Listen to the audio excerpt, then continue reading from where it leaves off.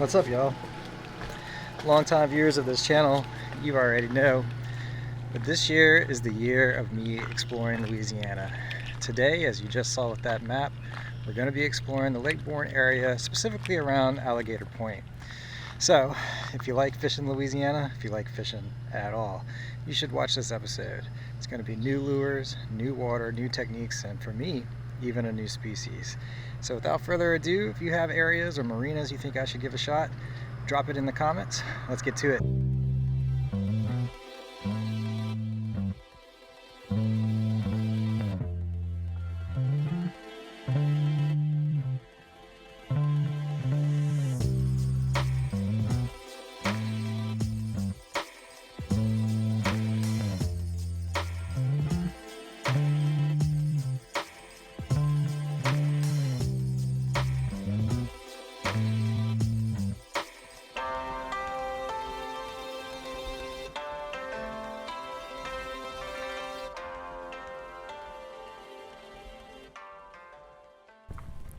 Welcome back to another episode of Catch You Later. Today I'm trying to fish the southern edge of Lake Borgne. I've got a falling tide. It's probably 8:30 right now, I would say. I'm not real sure, haven't checked the clock. We are going to have a falling tide all day, and you might even be able to see right here, the tide is actually screaming. I've seen heavier tides, but in flat, calm wind conditions like this, you normally don't see it like this. Water temps here, I would say right now, high 50s, low 60s. Water clarity, not very good. And the wind temps, the air temps, I would say we're getting to the 70s now. We started in the low 50s. It was cold to start the day off. And you still have to wear a jacket when you make a run in your boat because it's just too cold without it. But I just heard something and I see some birds dive into it. Let's hurry up. Let's pick up the pace.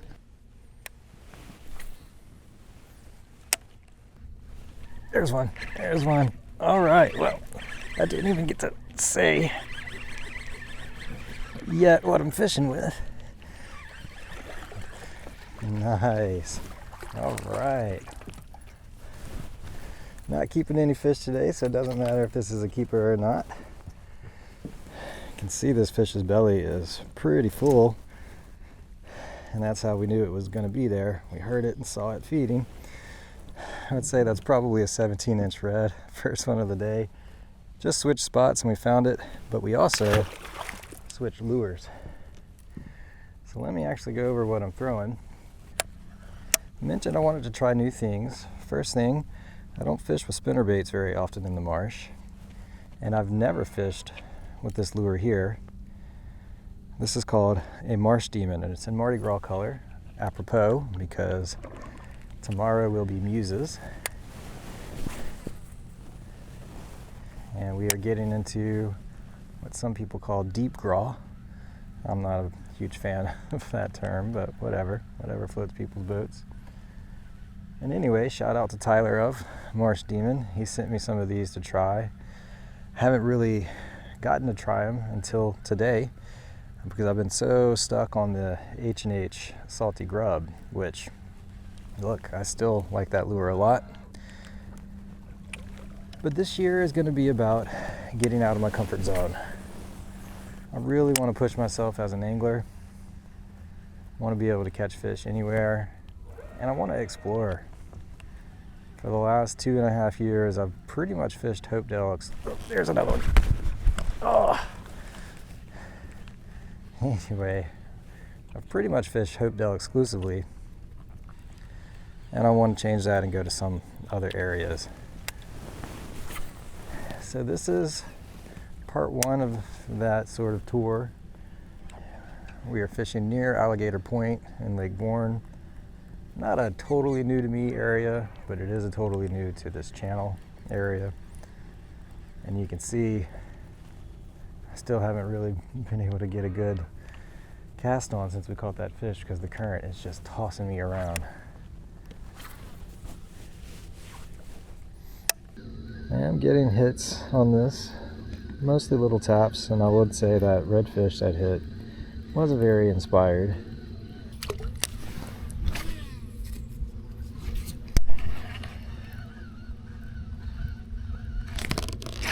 Oh, and it's a nice trout. Look at that. Wow. We came out here to try new things, and boy, is it paying off. Pretty nice red. I would say this trout is about the same size as that red. I have never had such a hard time getting a hook out, y'all. I've held this fish for a long time, so I may end up having to keep it. Let's see if it'll swim off.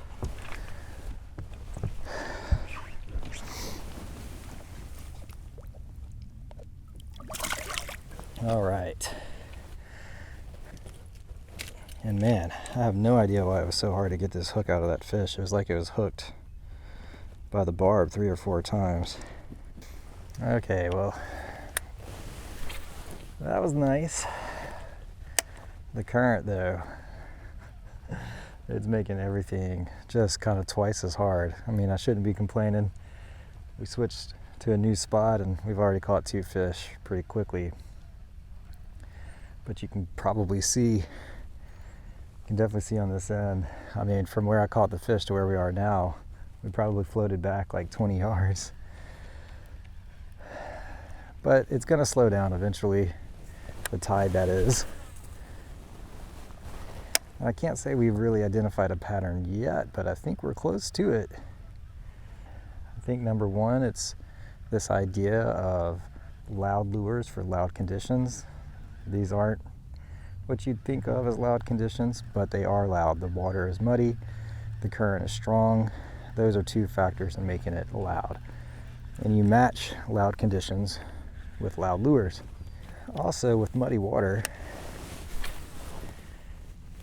you should always start with a dark colored lure, which I did. I started with the H&H Salty Grub in black, or in smoke, I should say.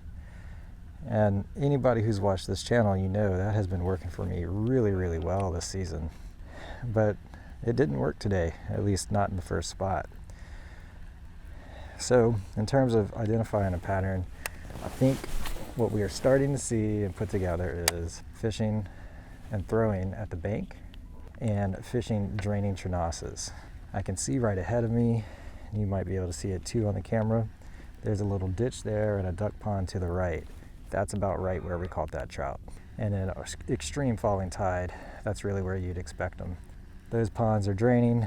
They're going to be probably completely empty at the end of the day. Anything in them has to get out. And if you're a game fish, you can just post up at the mouth of those and just wait for anything to come by.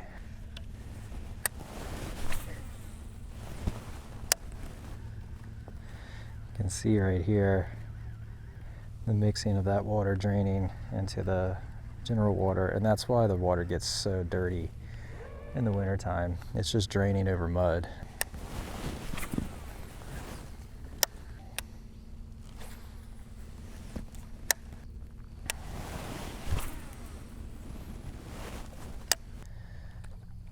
Whoa, I think I just saw a bass or a trout jump right there. Well, since catching that last trout, my chest cam died, forcing me to take kind of a longer break than I needed to. I kept pushing further into this little bayou while we did that, and just found water that's too shallow.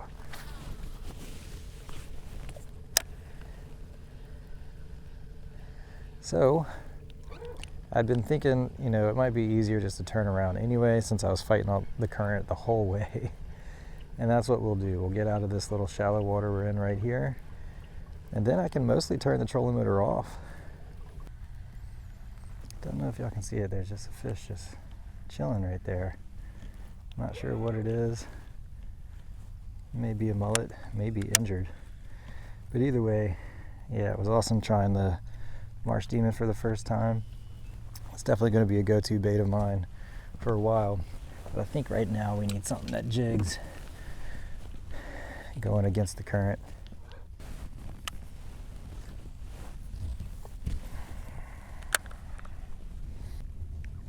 There's one. Oh, look at that. Switch paid off immediately. Not a keeper. Definitely downsized. But I'll tell you, there really is a difference when you're going with the current and against the current. When I'm floating with the current, meaning I'm pulling the lure against the current, I jig all day long. But that also confirms my suspicions that a lot of these fish are just too small, and that's why they weren't hitting the Marsh Demon. Not necessarily the Marsh Demon, it's that the Marsh Demon is paired with the spinnerbait.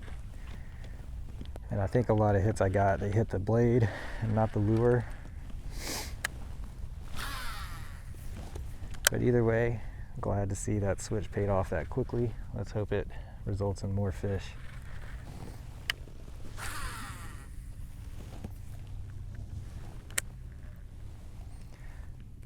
Well, we just saw some clear trout feeding. I actually caught eyes, but the current, I couldn't stop. So we probably ruined that potential bite.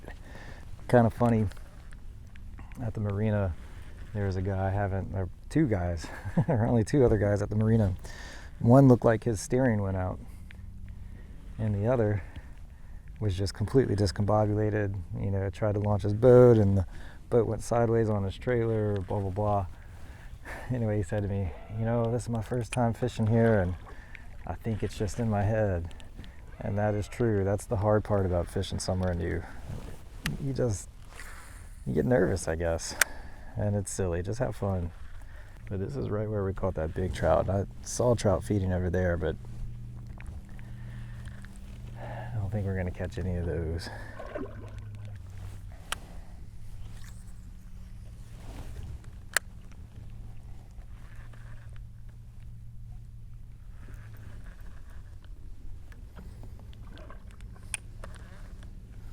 There's one. That's got to. Oh! It was a red. Got a weak hook set.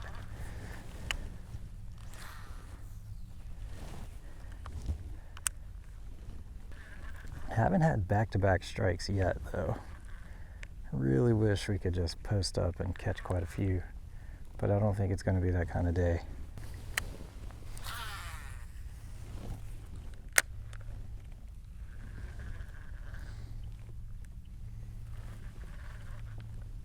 I will say the strikes on this salty grub have been very, very nice. They've just absolutely tattooed it. My bird friend over here got him one. There's one. There's one. Another trout.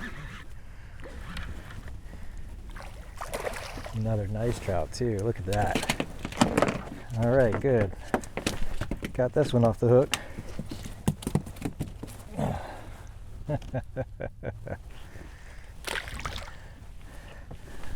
All right, so 2 lures. Caught them on the Marsh Demon. Now we're catching them on the salty grub. If I catch a few more on the salty grub, we'll lay it down and go back to the Marsh Demon. But I think really the difference is why we started getting more bites on the salty grub is not necessarily the lure, it's the type of lure. I'm jigging, and let me show you why. When you're floating with the current, that means you're pulling the lure sort of against the current. So you're kind of always meeting it in the middle, and that allows you to work it a little bit more slowly. So I just made that cast. I'll always, when I make a cast on a jig, I just let the line go out so it falls straight down. And then you just pop it, and you're always kind of moving to it, which means it's popping just up and down. It's not really coming to you. You end up covering a lot more water, and you can work the lure a lot more slowly. And that's why I think this switch worked. I can just retrieve it a little bit more slowly, and that's all the difference. There's one. There's one. This is a nicer one. Man up.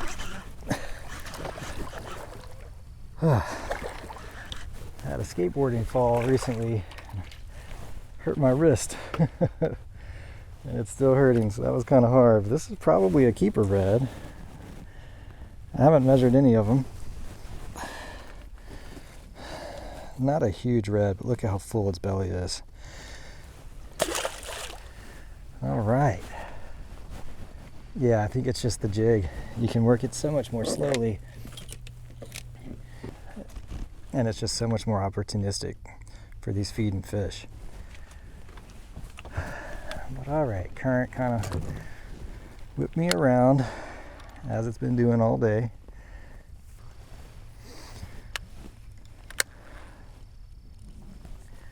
So let me show y'all the salty grub. I really don't know why this thing works so well. I'm not even gonna hazard a guess. It just does. It's got this kind of spade tail, this ribbed body that probably makes some kind of vibration in the water. But really what it does is it just falls straight up and down. It's just a motion that most other lures don't do. But here's the Marsh Demon. And what's interesting about it, it's got this double tail. So that pairs really well with the spinnerbait, to me, in my opinion. But if we catch a few more on this salty grub, what I'm gonna do is I'm really gonna test this jig theory by changing away from the salty grub and see if we can have the same success. Oh golly! With the Marsh Demon fishing in this way.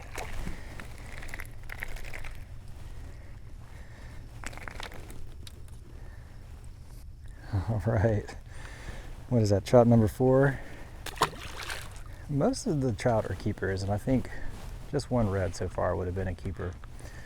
I haven't talked in a while about why I don't keep fish very often. I do keep fish, but I'd rather catch and release most of the time. I'm fortunate enough where I can fish a lot more than probably most of you watching this. I live close to these areas, and I have a job that I can do this. Most of my coworkers are in California, so most of them just barely starting to work right now, if they're even awake. So I get to do this, and that means that my freezer is just pretty much always full of fish, and I don't like that. We hardly ever eat the fish that I freeze for whatever reason, I don't know.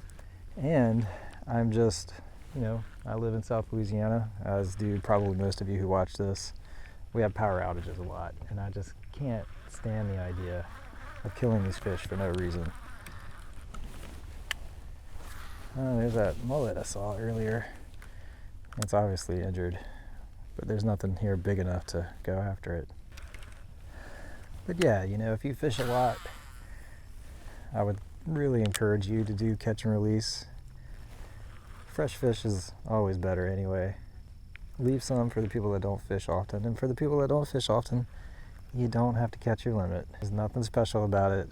You do it once or twice, you don't ever have to do it again. Just take what you need, nothing more. But that is actually why I started this channel, is that conservation message. I think I've gotten a little bit away from it, and that's to be expected. You watch any of your favorite TV shows, there's always a certain point where it's not the same anymore. Things grow and evolve and change based on different dynamics, different pressures. But I definitely always want this channel to be about conservation. It's something that I deeply care about. And it's something that should be important to everybody who watches this channel. We have a beautiful, beautiful ecosystem here in Louisiana. We need to take care of it. It's unique in the world. This little mullet here has been following me for a while now. It's obviously injured. Kind of crazy that nothing's tried to eat it, but I don't think there's anything in here big enough.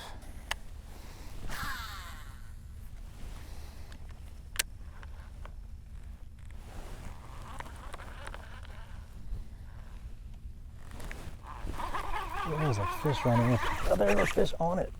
Jesus, he was just swimming around on it. That was weird. I was like, my lure's not doing what it's supposed to. This is right where we caught that first red. This is red number 4, I think. This one's a keeper. All right. Well, we finally found a pattern. This one's belly is also full. These have been feeding all day. And man, they have been, except for the one that got off, hooked extremely well.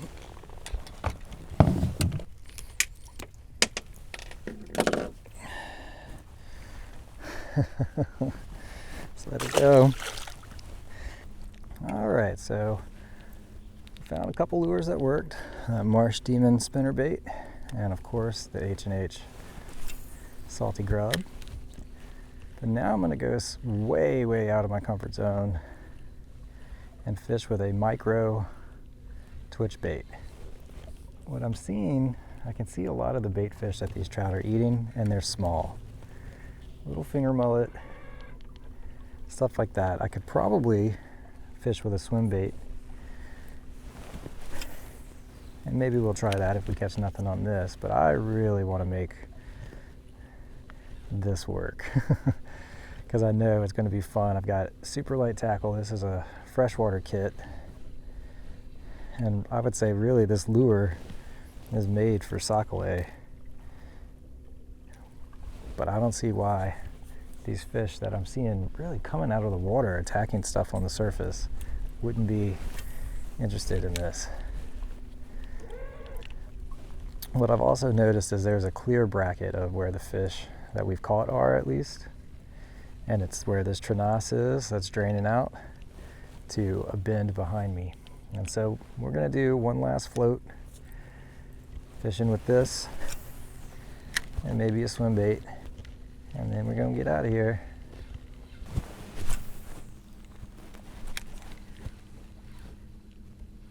There's one. Look at that. Oh, golly. I mean, that was a fast hit. I think this matches the hatch better than anything that I have. That was quick.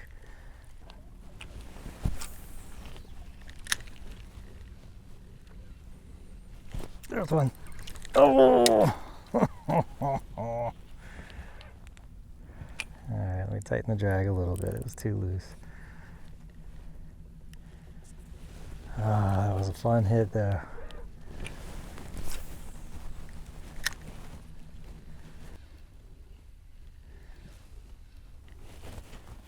There's one. Oh, I saw it come up and hit it. That was awesome. Oh, look at that. Look at that. Oh, what is that? What is this? I don't even know what kind of fish this is. That is what we've been seeing. It's not trout, it's this. Huh. I don't even know what kind of fish this is, you guys.